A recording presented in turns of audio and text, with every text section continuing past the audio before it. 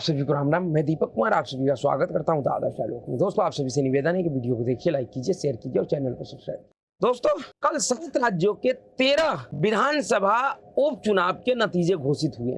इन सभी उपचुनाव के नतीजों ने देश के सभी राजनीतिक दलों को एक बड़ा संदेश दिया है। खास करके लोकसभा चुनाव के बाद जो यह चुनाव हुआ है, इससे इस नतीजे का महत्व और बढ़ जाता है। लेकिन मेरा जो मानना है कि किसी भी उपचुनाव का जो नतीजा होता है उसका कोई ज्यादा फर्क सरकारों के ऊपर नहीं पड़ता है। हाँ, इतना जरूर है कि इसका जो मैसेज होता है, जो संदेश होता है, वह माहौल बनाने या बिगाड़ने में महत्वपूर्ण भूमिका निभाता है। इससे यह तय होता है कि जनता के बीच में राजनीतिक दलों को लेकर क्या चल रहा है।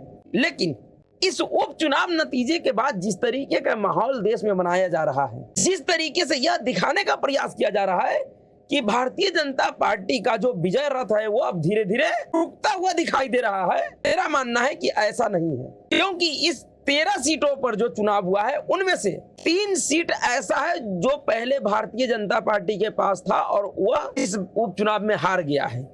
और यह तीनों का तीनों सीट संयोग से पश्चिम बंगाल का ही है, जिसमें से पहला राणा घाट पश्चिमी है, बागदा है और मानिक तला है। यह 3 वह सीट है जो पहले भारतीय जनता पार्टी ने जीता था, लेकिन इस उपचुनाव में वह अपने इन सीटों को गंवा दिया है। अगर एक तरीके से समझा जाए तो सिर्फ और सिर्फ इस उपचुनाव में भारतीय जनता पार्टी को 3 सीटों का नुकसान हुआ है सीधे सीधे। हाँ, वह अलग बात है कि वह इसके अलावा और भी कई एक सीटों पे चुनाव जीत नहीं पाए, मुकाबले में हार गए हैं। लेकिन यह जो 3 सीट है वो सीधे सीधे भारतीय जनता पार्टी के खाते में एक तरीके से डेबिट की तरह है, कटौती की तरह है। लेकिन इस उपचुनाव के नतीजों के आधार पे यह कहना कतई ठीक नहीं है कि जो भारतीय जनता पार्टी का विजय रथ है वह रुकता हुआ दिखाई दे रहा है, क्योंकि इसका परीक्षण भी इसी साल के अंत तक होने जा रहा है। कई एक राज्यों में इस साल के अंत तक विधानसभा का चुनाव है, तो उसमें और साफ हो जाएगा कि क्या सच में भारतीय जनता पार्टी का जो विजय रथ है वह रुकता हुआ दिखाई दे रहा है या फिर आगे बढ़ने वाला है। क्योंकि अगर आप सभी को ध्यान होगा तो 2023 में जो 5 राज्यों का विधानसभा चुनाव हुआ है, उस समय भी ऐसा ही माहौल बनाया गया था। उस समय तो राजस्थान और छत्तीसगढ़ को लेकर ऐसा माहौल बनाया गया था जैसा कि वहां पे भारतीय जनता पार्टी बुरी तरीके से हार रहा है। लेकिन जब नतीजे आया तो पूरे देश को चौंका दिया। लेकिन इस उपचुनाव का जो नतीजा है वह अगर सबसे अधिक किसी को चौंकाया है, इस नतीजे ने अगर सबसे बड़ा झटका किसी को दिया है, वह बिहार के शहजादे तेजस्वी यादव जी को। उनके और उनके कैंडिडेट बीमा भारती के लिए तो एक शेर याद आता है इस उपचुनाव को देखकर कि न खुदा ही मिला न बिसाते सनम, न इधर के हुए न उधर के रहे हम। जी हाँ, यह शेर बीमा भारती पे बहुत अच्छी तरीके से बैठता है, क्योंकि रुपौली विधानसभा के उपचुनाव में जो नतीजा आया है वह एक साथ कई एक नेताओं का राजनीतिक नशा उतार दिया।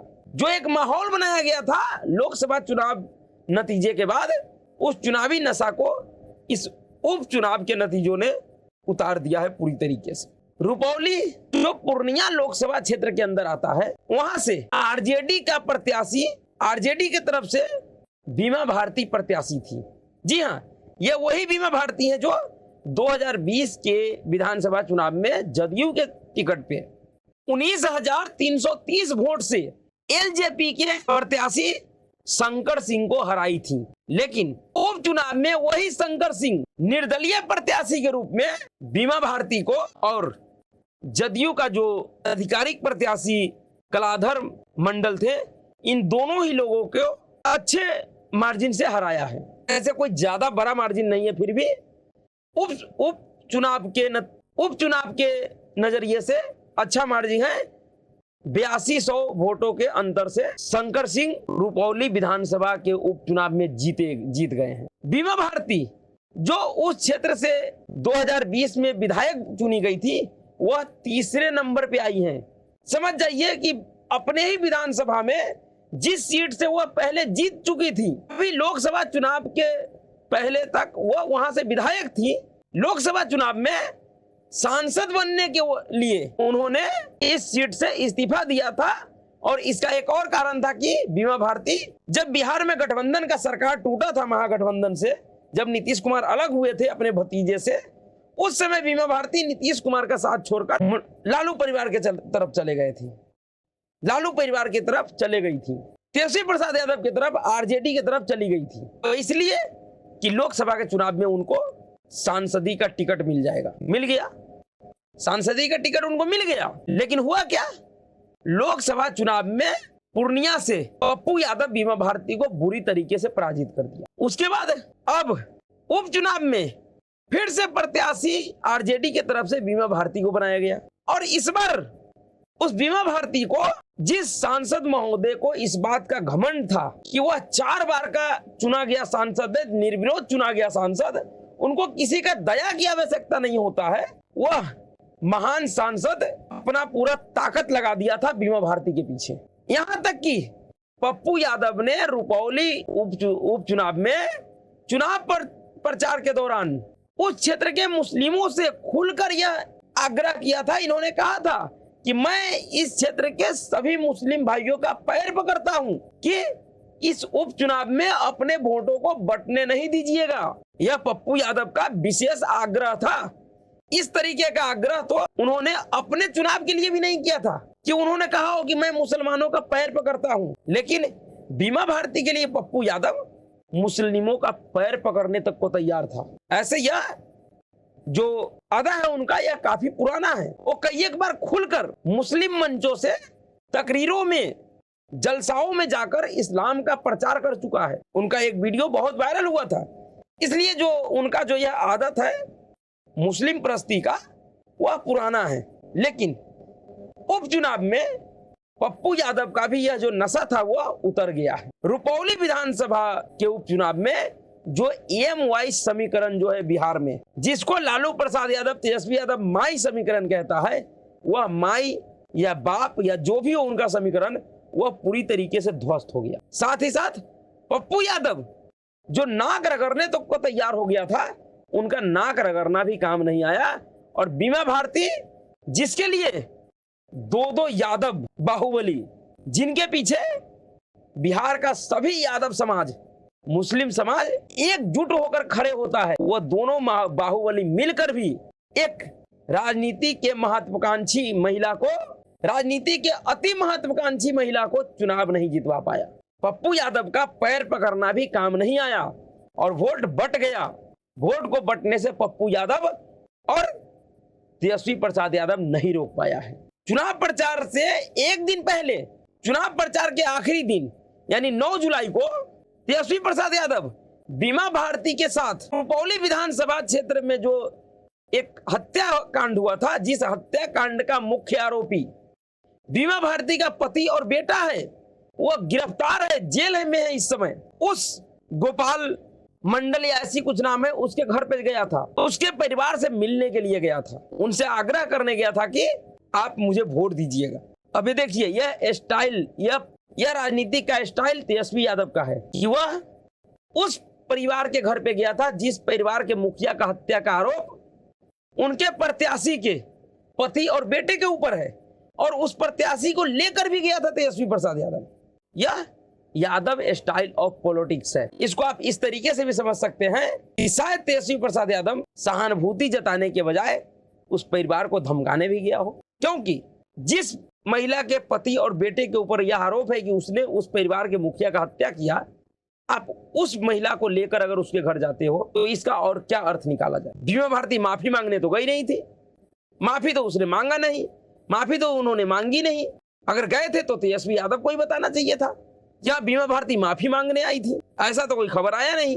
तो जहां तथाकथित मोदी विरोधी इंडी अलायंस का सबसे बड़ा अगुआ लालू प्रसाद यादव, उनका पुत्र तेजस्वी प्रसाद यादव, पप्पू यादव, यानी कि 2-2, 3-3 यादवों का बाहुबली नेता मिलकर जिस प्रत्याशी के लिए प्रचार किया, वह प्रत्याशी तीसरे नंबर पे जाके रुकी है। अब क्या होगा बीमा भारती का, ये तो बीमा भारती को ही पता होगा। इस उपचुनाव ने तो बीमा भारती के लिए स्पष्ट कर दिया कि अब उनका राजनीतिक जीवन सुरक्षित तो नहीं है। जिस तरीके का वो राजनीति की है, उनके उनके राजनीति का जवाब जनता ने दे दिया, लेकिन जवाब जनता ने पप्पू यादव और तेजस्वी यादव को भी जवाब दे दिया है। लोकतांत्रिक परंपरा में जनता बड़े से बड़े नेताओं का जो राजनीतिक नशा होता है वह पल भर में उतार देता है, और रुपौली उपचुनाव का जो नतीजा है वह खास करके पप्पू यादव का जो राजनीति का नशा था वह पूरी तरीके से उतार दिया है। पप्पू यादव शपथ ग्रहण के दौरान संसद में खड़े होकर कह रहा था कि मैं 4 बार का चुना हुआ सांसद हूं, किसी के दया पर नहीं चुन के आता हूं। वह 4 बार का महान सांसद अपना तमाम ताकत लगाने के बावजूद भी अपने एक विधायक को नहीं जितवा पाया, और एक निर्दलीय विधायक जीत गया है। यह शर्मनाक है पप्पू यादव जैसे लोगों के लिए। जो व्यक्ति अभी लोकसभा चुनाव में उसी क्षेत्र से रिकॉर्ड मतों से जीता है, वह व्यक्ति महीने भर के अंदर ही हुए उपचुनाव में अपने प्रत्याशी को नहीं जिता पाया, अपने प्रत्याशी को नहीं जिता पाया। इससे बड़ा शर्मनाक और क्या हो सकता है। पप्पू यादव जैसे नेताओं को इस बात पे भी विचार करना चाहिए कि जो बरबोलापन होता है ना, उस बरबोलेपन का असर देश के जनता के ऊपर भी होता है। देश का जनता भी समझता है कि अगर किसी को घी हजम नहीं हो रहा हो तो उसे घी देना तो दूर की बात है, उसे घी दिखाई भी नहीं देना चाहिए। देखिए आगे क्या होता है। जिस तरीके का माहौल बनाया जा रहा है, खास करके बद्रीनाथ को लेकर, जहां पर कांग्रेस पार्टी का प्रत्याशी मात्र 2066 वोटों से जीता है, उस सीट को जिस पर पहले भी कांग्रेस का ही विधायक था, वो कांग्रेस पार्टी के ही पक्ष में सीट था, लेकिन इस बार फिर से कांग्रेस जीत गया है। तो इस देश में ऐसा माहौल बनाया जा रहा है कि अब कांग्रेस पार्टी का सूर्य उदय शुरू हो गया है। उसका असली परीक्षा महाराष्ट्र, हरियाणा और अन्य राज्यों के विधानसभा चुनाव में होने वाला है। उसका इंतजार करना चाहिए, जल्दीबाजी करना ठीक नहीं है। और अभी तो उत्तर प्रदेश का भी उपचुनाव बाकी है। उत्तर प्रदेश का क्या रिजल्ट आता है, उसके बाद तो और शोर शराबा होगा, और इंडी गैंग बगैर कपड़ों के ही रोड पे नाचेंगे, लेकिन इससे होना जाना कुछ भी नहीं है। अभी के लिए इतना ही। अगर आपको वीडियो अच्छा लगा, वीडियो को लाइक कीजिएगा, शेयर कीजिएगा, चैनल को सब्सक्राइब कीजिएगा। नमस्कार।